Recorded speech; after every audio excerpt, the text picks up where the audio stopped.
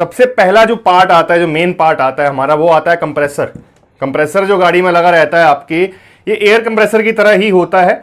और इसमें मैं बता दूं, इसका बेसिक काम यही है कि जितनी भी आपकी फेरोन गैस है इसके अंदर में, आपके एसी सिस्टम में जो भी R134 है या फिर कोई सी भी गैस है, उस गैस को कंप्रेस करना, मतलब उसको दबाना। क्योंकि उस गैस की R134A गैस जो होती है, उसकी प्रॉपर्टी ही यही होती है कि जब भी वो अंडर प्रेशर होती है, प्रेशर जिस टाइम पे उस गैस में बनता है और प्रेशर क्रिएट होने के बाद में जब वो छूटती है किसी चीज से, तो वो बहुत ठंडी हो जाती है। ये सबसे बड़ी प्रॉपर्टी है उस चीज की। मतलब बहुत कम स्पेस में से होके अगर प्रेशर के कारण वो निकलेगी तो वो बहुत ठंडी हो जाती है।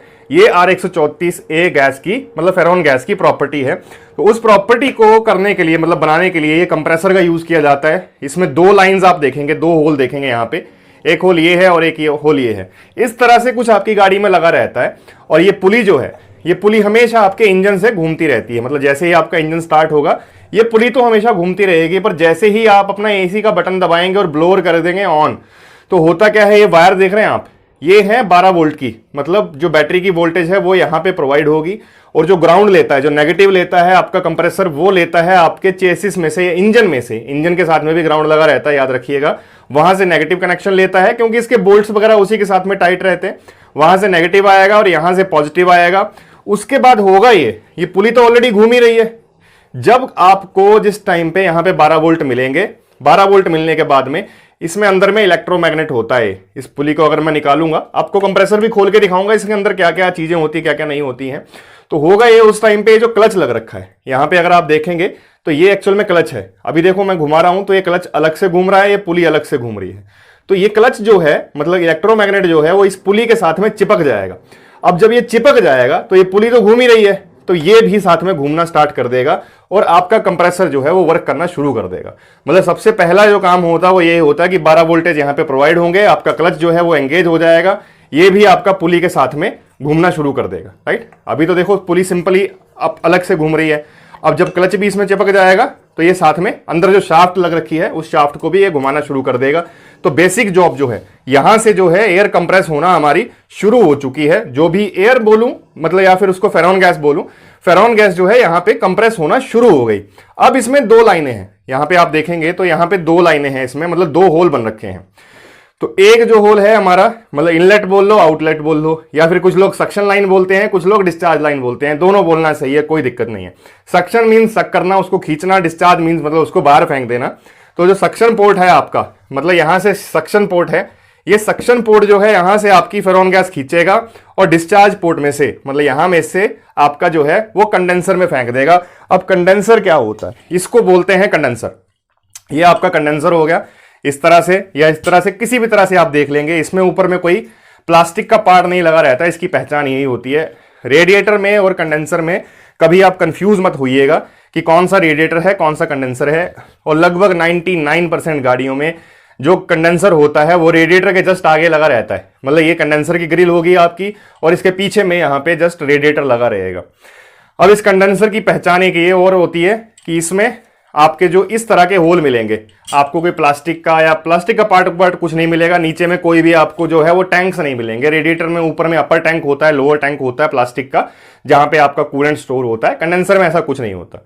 अब कंडेंसर को भी खैर 3-4 हिस्सों में बांटा जाता है, लगभग 4 हिस्सों में बांटा जाता है। कंडेंसर में आप देखेंगे जिस टाइम पे यहां से, मतलब ये जो आपका कंप्रेस एयर आ रही है यहां से, राइट, इस तरह से दिखाऊं तो ज्यादा बेटर रहेगा। यहां से आपकी जो कंप्रेस्ड फेरोन गैस है वो यहां से घुसना शुरू कर देगी। और घुसने के बाद में ये जो लाइंस हैं, ये जो आप लाइन देख रहे हैं ना, सेंटर में तो फिन लग रखे हैं, जो इस तरह से लग रखे हैं वो फिन है, जो इस तरह से लग रखी हैं वो लाइनें हैं आपकी। ये जो लाइनें हैं इनमें आपका एंड, मतलब जो आपका फेरोन गैस है, जो रेफ्रिजरेंट है, वो इन लाइनों में से होके गुजरता है। अब गुजरेगा जिस टाइम पे, वर्किंग में आपको समझाता हूं, पहले आप पार्ट्स की जानकारी ले लीजिए। तो इन लाइनों में से घुसने के बाद में ये जो बीच में फिन्स लग रखे हैं, फिन्स में से खाली हवा जाती है। ये जो फिन्स लग रखे हैं ना, ये वाले जो फिन्स हैं जो ऊपर से लेकर नीचे तक हैं, इनमें खाली हवा पास होती है, इनमें रेफ्रिजरेंट फ्लो नहीं करता। ये जो है अंदर की जो सेंट्रल लाइनें हैं, जो सेंटर में जो मतलब पैरेलल ऐसे लाइनें बनी हैं, इन लाइंस में से होके जो है आपका रेफ्रिजरेंट फ्लो करेगा। इस साइड से घुसेगा और इस साइड से निकल लेगा बाहर की तरफ में। अब यहां पे कुछ जो कंडेंसर होते हैं उनमें यहां पे भी एक ट्यूब लगी रहती है बगल में, जैसे ये है, इसी तरह की एक ट्यूब जैसी लगी रहेगी, उसको बोलते हैं हम रिसीवर ड्रायर, और कुछ लोग आरडी बोतल भी बोल देते हैं। इस तरह की बोतल होती है कुछ गाड़ियों में, कुछ गाड़ियों में जो होता है कंडेंसर के साइड में यहां पे एक ट्यूब जैसी लगी रहती है। इस बोतल का बहुत मेजर रोल होता है। ये बोतल जो है एक फिल्टर का काम करती है। सबसे पहले तो याद रखिए, just act like a filter, सबसे मेजर रोल जो इसका है। मान लो कोई भी डेब्रीज आपके सिस्टम में है, कोई भी धूल मिट्टी आपके सिस्टम में है, उसको ये स्टोर करके रख लेगी। इसके अंदर में फिल्टर लगा रहता है एक, और सिलिका जेल होता है, राइट। और उसका दूसरा मेजर काम ये होता है इस आरडी बोतल का कि आपके सिस्टम में जो भी ह्यूमिडिटी है, मतलब जो भी मॉइस्चर है, उस मॉइस्चर को ये स्टोर करके रख लेता है, उस मॉइस्चर को आपके सिस्टम में नहीं जाने देता। दूसरी चीज हो गई। तीसरा जो सबसे मेजर रोल है इसका, वो सबसे मेजर रोल ये है कि यहां से लिक्विड ही पास होना चाहिए। ये पूरी कोशिश करता है जो रिसीवर ड्रायर आपका होता है, चाहे यहां लगा हो अलग से या फिर आपके कंडेंसर के साथ में ही जुड़ा हो। इस रिसीवर ड्रायर का सबसे मेजर काम जो होता है, सबसे जरूरी काम वो ये होता है कि यहां से लिक्विड ही पास होना चाहिए, यहां से गैस पास नहीं होनी चाहिए। अच्छा, ऐसा होता क्यों है ये जानना बहुत जरूरी है। इसके ऊपर मैं इसको काट के अलग से आपको मैं वीडियो दिखाऊंगा कि इसमें ऐसी क्या चीज है कि यहां से सिर्फ जो है वो लिक्विड पास होता है, गैस पास नहीं होती। मैं आपको पूरा वर्किंग समझाता हूं अभी कि गैस कहां पे होती है, लिक्विड कहां पे होती है, मतलब गैस से लिक्विड कैसे बनता है और लिक्विड से फिर गैस कैसे बनती है, उसका साइकिल कैसे कंप्लीट होता है, आपको मैं बताता हूं। पर पहले आपको ये जान लेना है कि कौन से पार्ट को क्या क्या बोलते हैं। तो ये आपका रिसीवर ड्रायर है, आरडी बोतल बोल देते हैं, कुछ लोग एसी का मतलब फिल्टर भी बोल देते हैं कि आपका कंप्रेसर का फिल्टर है। तो ये जब भी आप याद रखिएगा, कभी भी अगर आपकी गाड़ी में अगर आप कंप्रेसर चेंज करवा रहे हैं, तो कंप्रेसर चेंज करवाने के टाइम पे आपको आपका रिसीवर ड्रायर 110% चेंज करवाना है। इसके साथ में कोताही नहीं बरतनी है। ये आपको उस वीडियो में समझ आएगा जिसमें इसको मैं काट के आपको दिखाऊंगा, और काटने के बाद में अंदर दिखाऊंगा कि इसमें ऐसा क्या होता है कि ये खाली लिक्विड को ही पास होने देता है और गैस को पास नहीं होने देता। अब इसके बाद में जब यहां से गुजर गया, आपका लिक्विड निकल चुका, लिक्विड निकलने के बाद में एक पार्ट आता है एक्सपेंशन वाल्व, और ये आपकी एक्चुअल कूलिंग जो है उसको मतलब डिसाइड करता है कि गाड़ी में कूलिंग होगी कि नहीं होगी। अब इस तरह से आप देखेंगे, जैसे ये छोटा होल है, ये बड़ा होल है, आपका जो एक्सपेंशन वाल्व है ये एक्सपेंशन वाल्व है, पीछे में ये कूलिंग कॉइल है। कुछ गाड़ियों में एक्सपेंशन वाल्व अलग से आता है, कुछ गाड़ियों में कूलिंग कॉइल के साथ में लगा रहता है। तो ये है आपका एक्सपेंशन वाल्व। इसमें आप देखेंगे कि दो छेद हैं, एक छोटा सा है, बहुत छोटा सा छेद है, और एक बहुत बड़ा सा छेद है। तो यहां से आपका एक्चुअल में जो रेफ्रिजरेंट होता है, जो लिक्विड रेफ्रिजरेंट है, वो यहां से गुजरेगा और इस तरफ से निकलता है। इस साइड से एंटर करेगा और इस साइड से बाहर निकलेगा। और एक साइड जो छोटा होल है, ये छोटा होल इसीलिए बनाया गया होता है ताकि आपका जो लिक्विड रेफ्रिजरेंट है, एक तो प्रेशर में है, यहां से कंप्रेसर आपका कंप्रेस कर ही रहा है, करने के बाद में वो प्रेशर तो बन ही गया। एक तो जो आपका लिक्विड है, मतलब गैस है, बहुत जबरदस्त प्रेशर में है, और प्रेशर में होने के बाद में उसको बहुत छोटे से छेद के अंदर से गुजरना पड़ रहा है। वो छोटे से छेद के अंदर से जब गुजरती है तो मिस्ट फॉर्म होता है, मतलब बहुत एकदम प्रेशर से। आपने कभी ध्यान दिया होगा, कभी भी आपकी जो कुछ स्प्रे पेंट की बोतल वगैरह होती है, या फिर मान लो कि आप उनका यूज करते हैं, थ्रोटल बॉडी क्लीनर का यूज करते हैं, जब जिस टाइम पे हम स्प्रे करते हैं ना, वो बोतल ठंडी हो जाती है। तो उसी प्रिंसिपल पे ये आपका एक्सपेंशन वाल्व काम करता है। जब भी आपका कोई हाई प्रेशर साइड से लो प्रेशर साइड में कोई चीज जाती है इस तरह की, तो वो आपकी ठंडी होना शुरू हो जाती है। तो कभी आपने देखा भी होगा कि आपके पेंट के कैन है, जब आप उनको ऐसे ऐसे करके उसके बाद में स्प्रे करते हैं तो वो थोड़ा सा ठंडा होना शुरू हो जाता है। सेम आपका थ्रोटल बॉडी क्लीनर हो गया, ऐसी बहुत सारी चीजें जो भी ऐसे जिस टाइप के स्प्रे कैन आते हैं, उनमें जो भी आपके एरोसोल स्प्रे कैन रहते हैं। अब एक्सपेंशन वाल्व के बाद में यहां से जब गैस गुजर गई, जिस टाइम पे यहां से अंदर घुस गई, घुसने के बाद में यहां से निकलेगी, उसके बीच में आती है ये कूलिंग कॉइल, या फिर आप इसको बोल लीजिए इवेपोरेटर। इसका मेजर काम ये होता है कि जब लिक्विड से गैस हल्की हल्की मिस्ट तो बनना शुरू हो ही गई है, जब मिस्ट बनी है, मिस्ट बनने के बाद में जब आपका जो रेफ्रिजरेंट है वो जिस टाइम पे इसके अंदर में ऐसे ऐसे घूमेगा, पीछे में आपकी लग रखी है ब्लोअर मोटर। अब ब्लोअर मोटर क्या करेगी, इसको जब जिस टाइम पे खींच लेगी, इसकी सारी जो ठंडक है उसको खींचेगी, और जो गाड़ी की गर्म हवा है वो इसको जो इवेपोरेट करेगी गैस को, मतलब फिर से गैस बनना शुरू हो जाएगी और यहां से निकल के फिर कंप्रेसर में चली जाएगी। ये आपका एक साइकिल कंप्लीट हो गया टोटल। इसके बीच में जो पाइपें लगी रहती हैं, उन पाइपों का बड़ा खास महत्व होता है। वो जो पाइपें होती हैं मैं आपको बता देता हूं, मेजर दो पाइपें होती हैं। एक जो ये पाइप है, आप देखेंगे जो मैंने अभी पाइप पकड़ रखी है, ये है आपकी लो प्रेशर की पाइप। अब इसको पहचानते कैसे हैं कि कौन सी लो प्रेशर की है, कौन सी हाई प्रेशर की है। लो प्रेशर हाई प्रेशर में पहले ही बता दूं कि लो प्रेशर जो होता है आपके कंप्रेसर से लेके कूलिंग कॉइल तक, कूलिंग कॉइल से कंप्रेसर तक जो भी पाइप आएगी वो आपकी लो प्रेशर की होगी, भले वो कहीं पे भी लगी हो। और उसके पहचानने का सबसे बढ़िया तरीका ये है कि वो जो सबसे मोटी पाइप होगी, जो सबसे मोटी पाइप होगी वो आपके लो प्रेशर की पाइप होगी। और जो आपके हाई प्रेशर की पाइप है, जो आपके हाई प्रेशर की पाइप है वो आपका रिसीवर ड्रायर से लेके और आपके यहां तक एक्सपेंशन वाल्व तक लगी होगी, वो आपकी हाई प्रेशर की पाइप होगी। और हाई प्रेशर की पाइप की पहचान यही है, वो सबसे पतली पाइप होगी। देखो टोटल 3 पाइपें हैं, अभी 2 है मेरे पास, मैं तीसरी दिखा देता हूं आपको। ये तीसरी पाइप आ गई। तो इन तीनों की आप मोटाई इस टाइम पे देखेंगे, मतलब थोड़ी, मतलब जो इसका विड्थ वगैरह है वो देखेंगे, सरकमफ्रेंस, तो सबसे मोटी जो है वो ये वाली है, सबसे पतली ये वाली है। और जो ये बच गई ये पाइप लगती है आपकी यहां पे आके, एक कंप्रेसर से निकलेगी और आपके कंडेंसर तक जाएगी। और ये वाली जो पाइप है आपकी, जो लो प्रेशर वाली पाइप है, वो आपकी लगती है यहां पे, मतलब आपका एक्सपेंशन वाल्व से निकलेगी और साथ में कंप्रेसर तक जाएगी। तो ये तो हमारे को पार्ट्स का पता चल गया कि इतने सारे पार्ट्स होते हैं हमारे एसी सिस्टम में। अब हमारे को जानना है कि ये वर्क कैसे करता है और कौन सा पार्ट में कहां पे गैस होती है, कहां पे लिक्विड होता है, ये मैं आपको बताता हूं अभी। तो हमारा जो सर्कल है गैस का, वो सर्कल जो शुरू होता है वो यहां से होता है। मैं रेड पेन का इसलिए यूज कर रहा हूं, ये इस टाइम पे कंप्रेसर आपका काम कर रहा है, ये जो है वो दौड़ रहा है, और दौड़ने के बाद में मतलब इसको कंप्रेस कर रहा है आपकी फेरॉन गैस को। और उसके बाद में ये रेड एरो मार्क का इसलिए यूज कर रहा हूं ताकि आपको थोड़ा सा अंडरस्टैंडिंग में मतलब इजीनेस हो।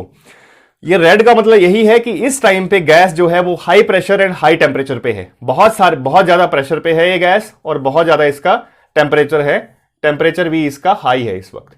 अब ये चली जाएगी आपके कंडेंसर में। अब कंडेंसर में क्या होता है, यहां पे फिन्स लगे रहते हैं, ये छोटे छोटे फिन्स लगे रखे हैं कंडेंसर में।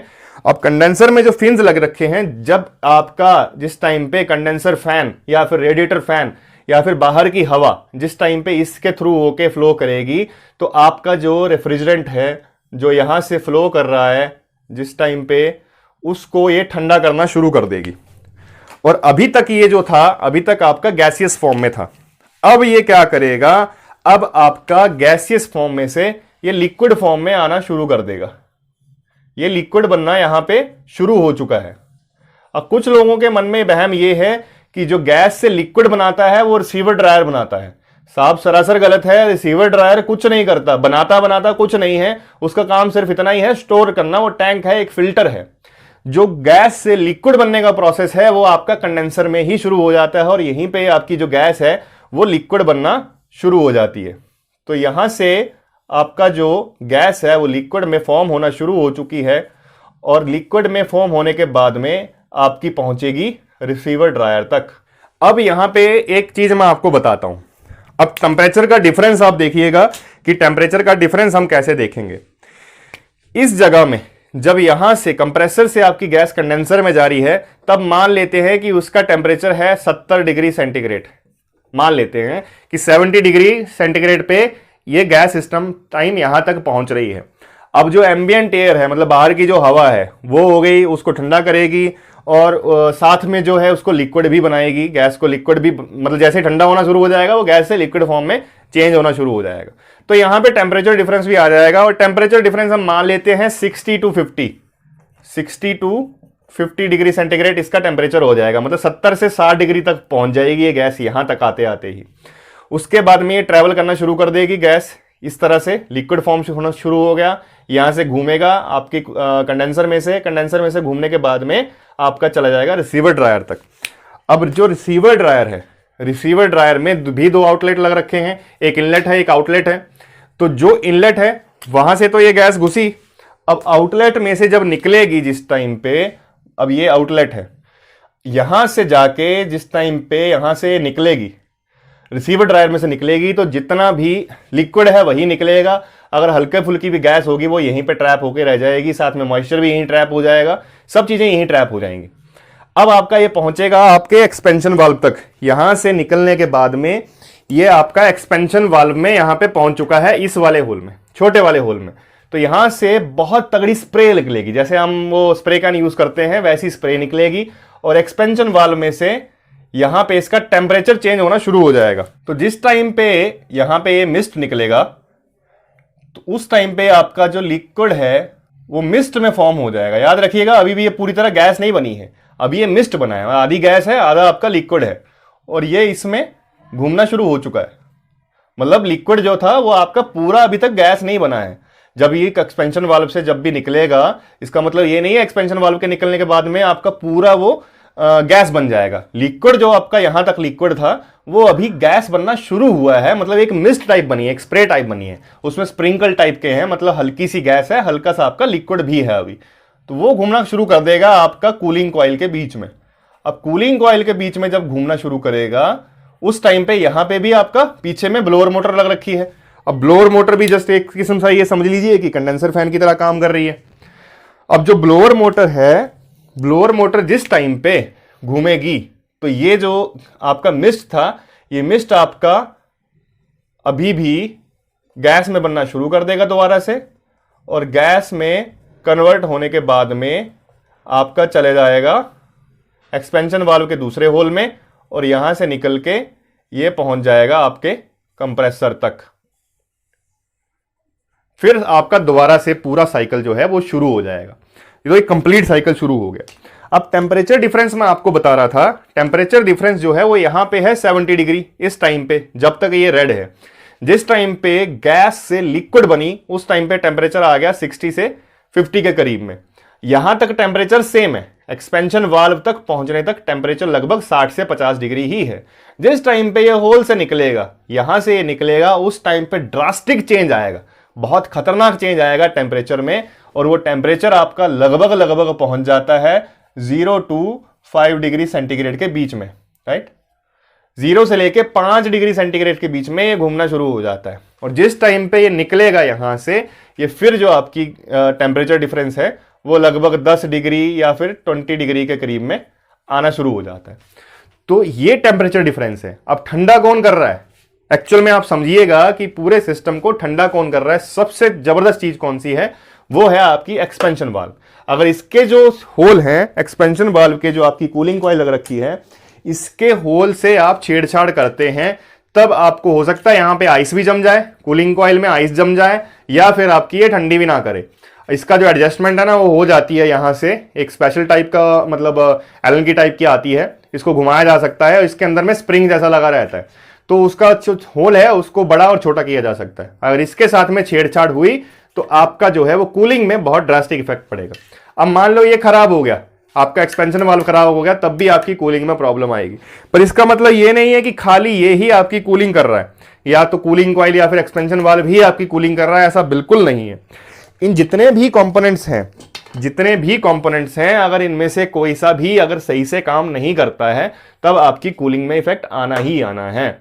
कंप्रेसर हो गया, चाहे अगर मान लो ये सही से कंप्रेस नहीं कर पा रहा है, गैस का प्रेशर नहीं बन पा रहा है सही से, तब भी दिक्कत है। क्योंकि भाई एक्सपेंशन वाल्व अगर सही भी है आपका और गैस में उतना प्रेशर ही नहीं है, तो फायदा क्या होगा? फुस हो जाएगा ना। मान लो जैसे स्प्रे कैन है आपका, स्प्रे कैन में अभी कभी कभी देखते होंगे अंदर में जब प्रेशर ही नहीं रहेगा, स्प्रे कैन में मान लो कि प्रेशर ही नहीं है, इसके अंदर में जो भी गैस भरी गई थी प्रेशर के लिए वो है ही नहीं, बट इसमें मसाला है। मान लो कि ये स्प्रे कैन आपका, इसमें मसाला है, इसमें पेंट है, बट अंदर में गैस नहीं है, तो उस बटन को जितना मर्जी आप दबाते रहो, वो गैस जो है, वो पेंट जो है बाहर निकलेगा ही नहीं।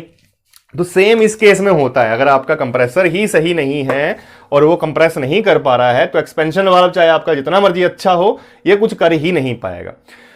इन पार्ट्स में से कौन सा पार्ट खराब होता है तो क्या इफेक्ट पड़ता है? मान लो कि आपकी कूलिंग कॉइल खराब हो गई, मान लो आपका एक्सपेंशन वाल्व खराब हो गया, मान लो आपका कंप्रेसर खराब हो गया, मान लो आपका कंडेंसर खराब हो गया, या फिर रिसीवर ड्रायर खराब हो गया। इन सारे पार्ट्स की जानकारी आपको मैं आने वाली अभी वीडियोस में देता रहूंगा कि कौन से पार्ट को कैसे पहचानना है कि कौन सा खराब है, कौन सा सही है, और ये आप घर पे ही कर सकते हैं। बहुत इजीली आप इस चीज को समझ जाएंगे, क्योंकि इसमें भी मैं बता दूं एक थर्मिस्टर भी लगा रहता है यहाँ पे, आप देख रहे होंगे। टेम्परेचर स्विच भी कुछ लोग बोल देते हैं, इसका क्या काम होता है। उसके बाद में आप एक पाइप में देखेंगे, जिस टाइम पे आप जो हाई प्रेशर की पाइप होती है उसमें एक स्विच जैसा लगा रहता है, इसको प्रेशर स्विच भी बोलते हैं, इसका क्या काम होता है, ये सब चीजें डिस्कस करेंगे आने वाली वीडियोस में। तो आशा करता हूं ये छोटी सी वीडियो आपको पसंद आई होगी। मेरी वीडियोस को लाइक करने के लिए, चैनल को सब्सक्राइब करने के लिए बहुत बहुत धन्यवाद। मिलते हैं एक अच्छी सी वीडियो में, तब तक के लिए जय हिंद, जय भारत।